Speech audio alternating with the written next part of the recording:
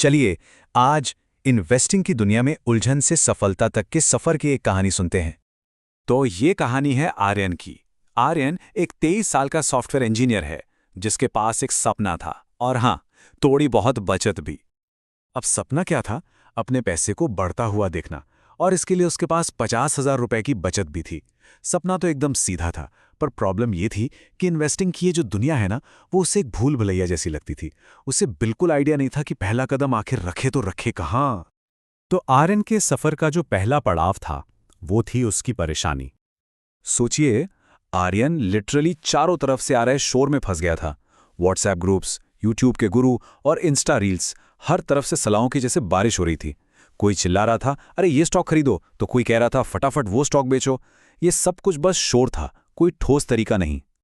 तब आर्यन ने फैसला किया कि उसे इस शोर शराबे से बाहर निकलकर एक तरीके की एक मेथड की जरूरत है, और इसलिए उसने 3 स्मार्ट टूल सीखने का फैसला किया। और ये थे उसके 3 हथियार। पहला ROE यानी रिटर्न ऑन इक्विटी। सिंपल भाषा में कहें तो ये बताता है कि एक कंपनी शेयर होल्डर्स के पैसे से कितना मुनाफा कमा रही है। दूसरा ROCE मतलब रिटर्न ऑन कैपिटल एम्प्लॉयड। ये दिखाता है कि कंपनी अपने कुल पैसे का कितना स्मार्ट तरीके से इस्तेमाल कर रही है। और तीसरा पेग रेशियो, जो ये पता लगाने में मदद करता है कि कोई स्टॉक अपनी ग्रोथ के हिसाब से सस्ता है या फिर महंगा। तो चलिए अब जरा नंबर्स की कहानी को समझते हैं और देखते हैं कि आर्यन ने इन टूल्स को असल में इस्तेमाल कैसे किया। सबसे पहले बात करते हैं रिटर्न ऑन इक्विटी या ROE की।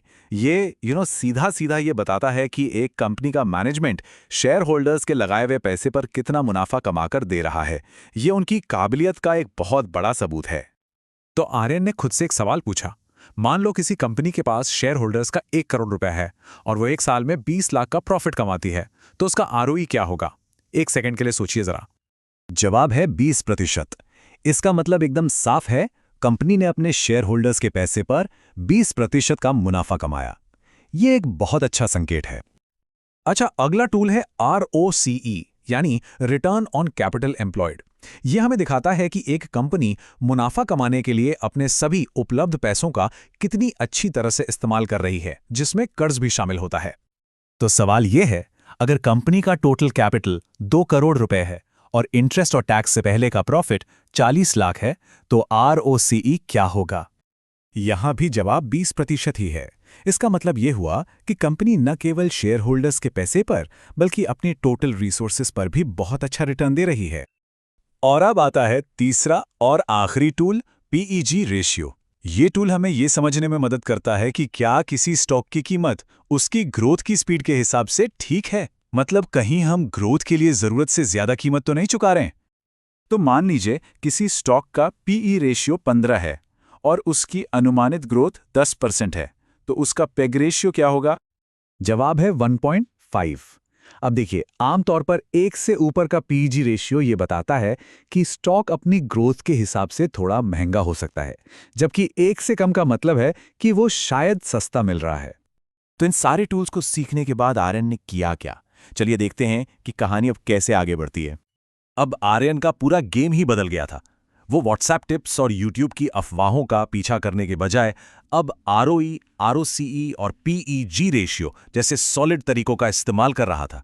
स्टॉक्स के पीछे भागने की जगह अब वो धैर्य से, पेशेंस से काम ले रहा था।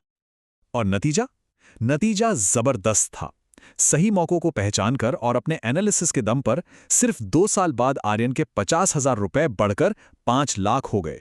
ये कोई चमत्कार या तुक्का नहीं था, बल्कि उसके अनुशासित तरीके का सीधा सीधा नतीजा था।